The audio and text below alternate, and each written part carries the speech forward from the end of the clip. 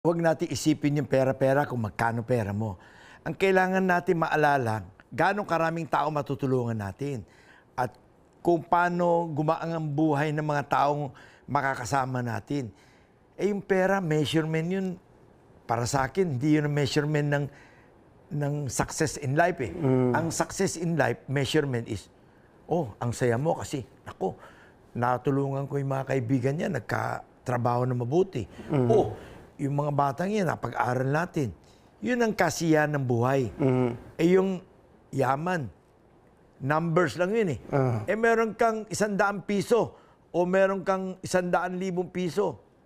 Pare-pareho na yan eh. How many times can we eat in a day? 2 times?